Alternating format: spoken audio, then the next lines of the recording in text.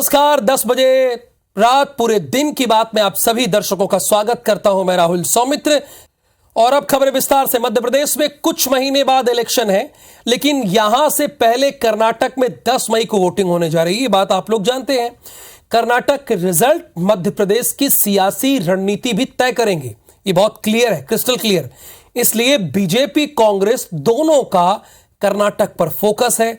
इसी पर आधारित अपने दर्शकों को एक रिपोर्ट दिखाते हैं। पहले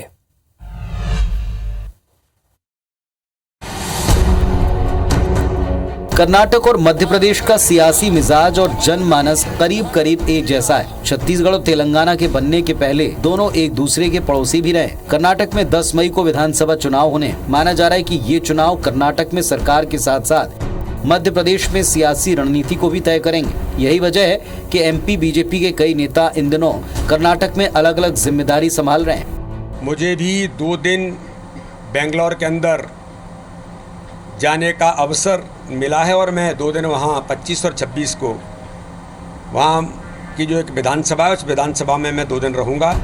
जहाँ एक और बीजेपी के कई दिग्गज नेता कर्नाटक के चुनावी दौरे में हैं, तो वहीं कांग्रेस ने सिर्फ बाला बच्चन, जीतू पटवारी और उमंग सिंघार को कर्नाटक भेजा है। कुछ तो पहले मध्य प्रदेश में हार गए थे, सिंधिया जी जैसे लोग 1.25 लाख वोटों से, और अब जो जा रहे हैं वो हारने वाले हैं।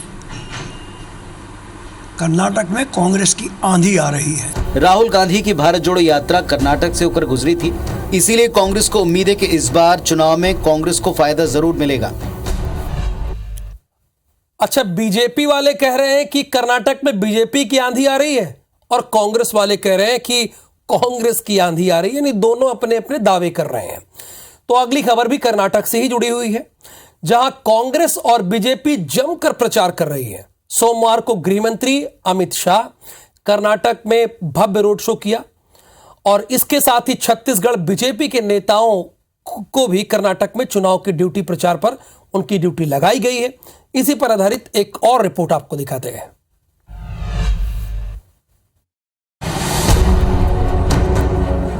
इस भव्य रोड शो को देखिए। ये बीजेपी का कर्नाटक में हो रहा युद्ध स्तरीय चुनाव प्रचार है। तस्वीरें कर्नाटक के हसन जिले के सकलेशपुर की हैं, जहां सोमवार को देश के गृह मंत्री अमित शाह ने चुनाव प्रचार किया। बहरहाल बात कर्नाटक चुनाव की हो रही है, तो ये जान लीजिए कि कर्नाटक के कुरुक्षेत्र में प्रचार का जिम्मा छत्तीसगढ़ कांग्रेस के नेताओं को भी मिला है। कर्नाटक विधानसभा चुनाव में बीजेपी नेताओं की ड्यूटी लगाई गई है। बीजेपी प्रदेश अध्यक्ष अरुण साव, पूर्व सीएम रमन सिंह, पूर्व मंत्री अजय चंद्राकर कर्नाटक के लिए रवाना हो चुके हैं, जहां तीनों अलग अलग विधानसभा क्षेत्रों में चुनाव प्रचार करेंगे। अहम बात यह कि बीजेपी नेताओं के कर्नाटक चुनाव प्रचार में ड्यूटी लगने को लेकर कांग्रेस ने तंज कसा है। सीएम भूपेश ने कहा कि पहली बार छत्तीसगढ़ के बीजेपी नेताओं की चुनाव में ड्यूटी लगी। कम से कम अब तो बीजेपी नेताओं की पूछ परख हो रही है। तो पहली बार लगा है, बरसों बाद। चलो अच्छी बात है, हमारी शुभकामनाएं। कम से कम पूछे तो उनको। साफ है कि चुनाव तो कर्नाटक में है, लेकिन उसका असर छत्तीसगढ़ की सियासत में भी दिख रहा है। वैसे एक राज्य के नेताओं का अपनी पार्टी के लिए दूसरे राज्य में जाकर प्रचार करना कोई नई बात नहीं है। मध्य प्रदेश के बहुचर्चित पैरामेडिकल छात्रवृत्ति घोटाले में हाईकोर्ट ने एक बार फिर से सख्ती दिखाई है। जबलपुर हाईकोर्ट ने घोटाले के दोषी कॉलेजों से वसूली के लिए राज्य सरकार को सिर्फ 1 दिन की मोहलत दी है। हाई कोर्ट ने घोटाले को अंजाम देने वाले कॉलेजों से तत्काल वसूली के आदेश दिए हैं और मामले पर अगली सुनवाई के लिए 26 अप्रैल की तारीख तय कर दी है। हाई कोर्ट ने अगली सुनवाई को राज्य सरकार से एक्शन टेकन रिपोर्ट भी तलब की है। सुनवाई के दौरान राज्य सरकार ने कोर्ट में कहा है कि 24 करोड़ के छात्रवृत्ति घोटाले में अब सिर्फ 4 करोड़ 4,76,00,76,000 रुपए की वसूली हो पाई है। आपको IBC 24 ये भी बताना चाहता है कि साल 2000 से 2015 यानी तकरीबन 5 साल के बीच प्रदेश के पैरामेडिकल कॉलेजों ने करोड़ों का छात्रवृत्ति घोटाला किया था। ये आपको संज्ञान में हम ला दें। लॉ स्टूडेंट्स एसोसिएशन ने हाई कोर्ट में याचिका दायर की थी, उसी का ये परिणाम आज सामने आया। पैरामेडिकल मामले में आज हाईकोर्ट में राज्य शासन ने एक्शन टेकन रिपोर्ट पेश करी है, जिसमें बताया है कि कुछ संस्थाओं के कुर्की वारंट जारी किए गए हैं, कुछ संस्थाओं की RRC जारी की गई हैं। इसके अलावा इस समय अवधि में 4,68,000 एवं 76,000 2 कॉलेजों से वसूल किए जा चुके हैं। कोर्ट ने इस वसूली पर नाखुशी जाहिर की है और उनको फिर से फटकार लगाई है और कहा है कि जो राशि 8 साल से वसूल नहीं की गई है वो तत्काल किसी भी प्रकार के कदम उठा के वसूल की जाए। भोपाल के किन्नर समाज ने एक और उपलब्धि हासिल की। ट्रांसजेंडर संजना सिंह को भारतीय निर्वाचन आयोग ने अपना ब्रांड एम्बेसडर बनाया। आज भोपाल में संजना सिंह ने मीडिया से बातचीत करते हुए कहा कि यह उनके लिए गर्व की बात है और वो भी समाज के लिए एक टाइकॉन होंगी। इस पर खुशी जाहिर करते हुए उन्होंने कहा कि अब तक समाज किन्नरों को नाचने गाने वाला समझता आया है, लेकिन अब वे समाज में एक सकारात्मक पहल लाने और किन्नर समाज की छवि ठीक करने के लिए काम करेंगे।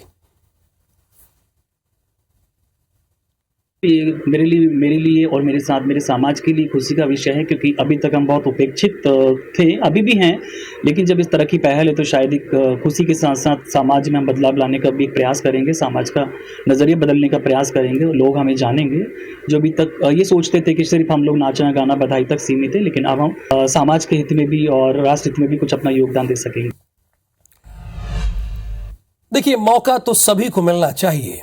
इधर बैतूल में 17 अप्रैल के रोज मांगों को लेकर प्रदर्शन कर रहे अखिल भारतीय विद्यार्थी परिषद के कार्यकर्ताओं की विधायक नीलय डागा से बहस हो गई। इस दौरान कांग्रेस के विधायक ने अखिल भारतीय विद्यार्थी परिषद के कार्यकर्ताओं को उठाकर फेंक देने की बात कही थी, जिससे नाराज कार्यकर्ता बर्फ की सिल्ली लेकर पहुंचे। उन्होंने कलेक्टर से विधायक को बर्फ की सिल्ली देने की अपील की।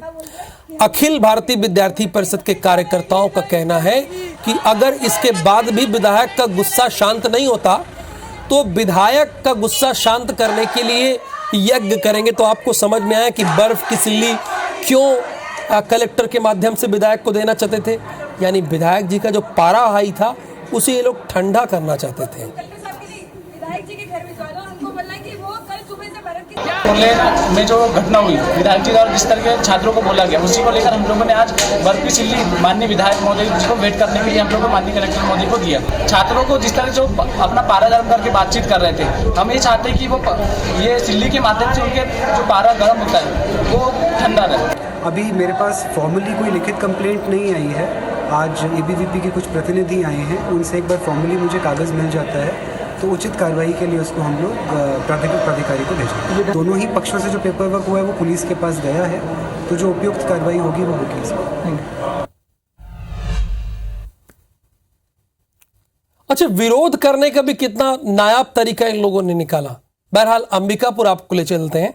अंबिकापुर में ऑनलाइन ठगी का इंटरनेशनल कनेक्शन आपको बताते हैं। यहां पर लॉटरी लगने के नाम से पाकिस्तान से कॉल आ रहा है। पुलिस ने ऑनलाइन फ्रॉड गिरोह के 7 लोगों को कस्टडी में लिया है। उनके तार पाकिस्तान से जुड़े हुए हैं। मामले में बड़ा चौंकाने वाला खुलासा हुआ है, जहां यह बात सामने आई कि आरोपी टेरर फंडिंग करते थे। पाकिस्तान के साथ नेपाल में ठगों के सरगना बैठे हैं। पुलिस अब इस मामले में केंद्रीय गृह मंत्रालय की मदद लेने की बात कह रही है। वहीं पुलिस अधीक्षक भावना गुप्ता ने IBC 24 के जरिए लोगों को सचेत होने की अपील की है। तत्काल ऐसे कॉल की सूचना पुलिस को देने की बात कही। एक चीज आपको नोट करना है कि जब भी इस तरह की कोई कॉल आए, बिना देर किए आप पुलिस को इत्तला करेंगे। यह पहली बात है।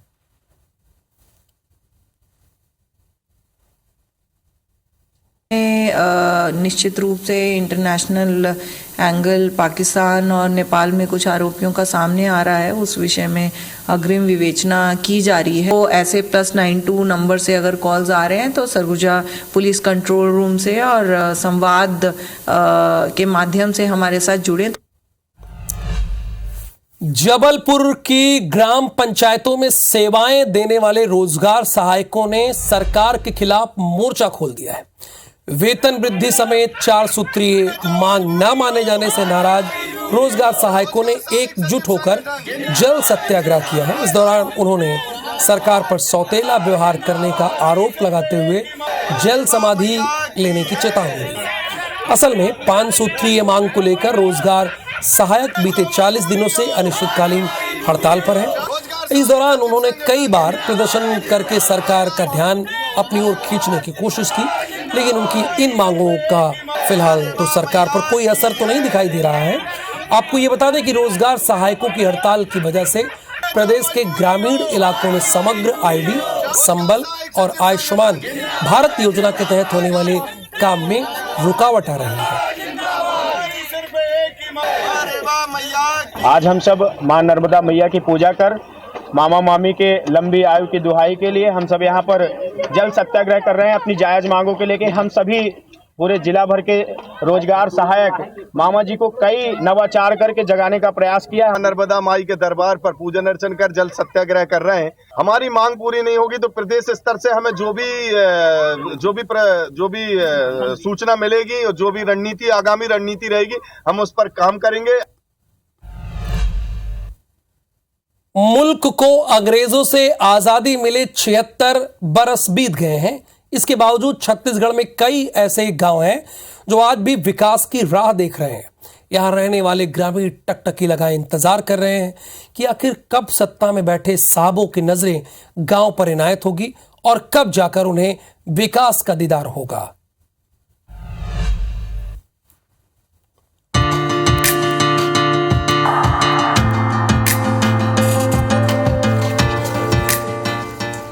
ये तस्वीरें हैं छत्तीसगढ़ के सारंगढ़ बिलाईगढ़ छुईखदान जिले में मुख्यालय से 25 किलोमीटर की दूरी पर बसे एक गांव जशपुर कछार की। इस गांव में आजादी के 70 साल बाद भी वार्ड नंबर 1 में बुनियादी सुविधाओं का अभाव है।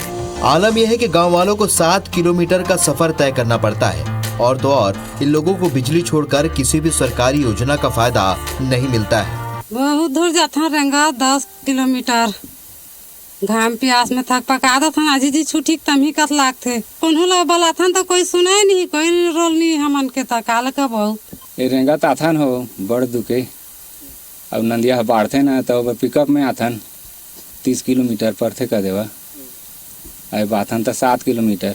आलम यह है कि गांव में स्कूल तक नहीं है। यहाँ रहने वाले लोग अपने बच्चों को दूसरे गांव में रहने वाले रिश्तेदारों के पास रखते हैं ताकि वो बेहतर शिक्षा ले सकें। यहाँ देखा तो कुछ के हमारा सुविधा नहीं है, न रोड नहीं है न कुछ नहीं, यहाँ स्कूल नहीं कुछ नहीं। लड़का मतलब परिवार कोई कहावत है मतलब दे दे पढ़े हुआ। गांव की समस्या के बारे में जब हमने जिले के कलेक्टर डॉक्टर फरीहा आलम से सवाल किया तो उनका कहना था इसकी जांच की जाएगी। एक बार इसको फिजिकली चेक कराना पड़ेगा। फिजिकली चेक करके देखते हैं कि वहाँ पे क्या एक्चुअली क्या परिस्थिति है और क्या हर विभाग से हम क्या बेटर कर सकते हैं।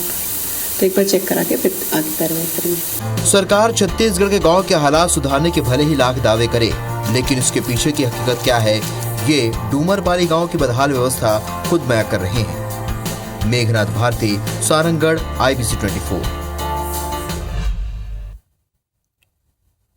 खबर पाकिस्तान से है जहां सेना के तख्ता पलट करने यानी कोर्ट मार्शल लगने की आशंका जताई जा रही है। और कोर्ट मार्शल लगने की बात पर बहस इसलिए शुरू हुई है क्योंकि पाकिस्तान के पूर्व CM शाहिद खाकान अब्बासी ने ऐसी आशंका जताई है।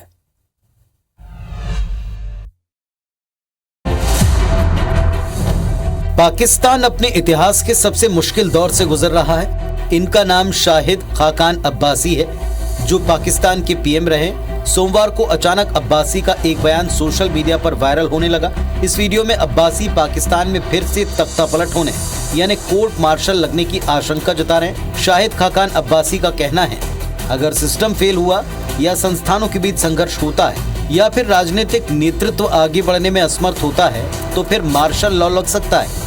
शाहिद खाकान अब्बासी ने ये बयान पाकिस्तान के एक मीडिया हाउस को दिया। बता दें कि शाहिद खाकान अब्बासी PMLN के वरिष्ठ नेता रहे हैं और नवाज शरीफ के खास माने जाते हैं। अब्बासी के बयान के बाद पाकिस्तान के राजनीतिक हलकों में चर्चाओं का दौर गर्मा गया है। अगली खबर कनाडा से है जहां पाकिस्तानी मूल के लेखक विचारक और पत्रकार तारिक फतेह ने अंतिम सांस ली। तारिक फतेह अपने विद्रोही विचारों और स्वभाव के लिए जाने जाते थे। तारिक फतेह सालों पहले पाकिस्तान से कनाडा जाकर बस गए थे और वो खुद को हिंदुस्तानी कहलाना पसंद करते थे। उमेश पाल हत्याकांड के कुख्यात फरार अपराधी गुड्डू मुस्लिम सारंगढ़ बिलाईगढ़ जिला के सीमावर्ती ओडिशा के सोहेला इलाके में छिपे होने की सूचना के चलते सारंगढ़ बिलाईगढ़ की पुलिस प्रशासन अब अलर्ट मोड पर है। जिससे ओडिशा से लगे सीमा, सरिया, टोंगरीपाली थाना से सुरक्षा बढ़ा दी गई है।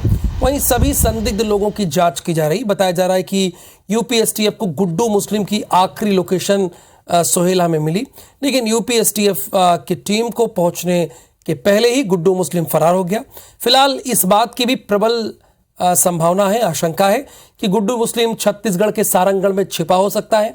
इधर मामले में मुख्यमंत्री भूपेश बघेल ने कहा है कि अगर कोई भी अपराधी छत्तीसगढ़ में छिपा है और छत्तीसगढ़ पुलिस से सहयोग मांगेंगे तो हम बिल्कुल कोऑपरेट करेंगे।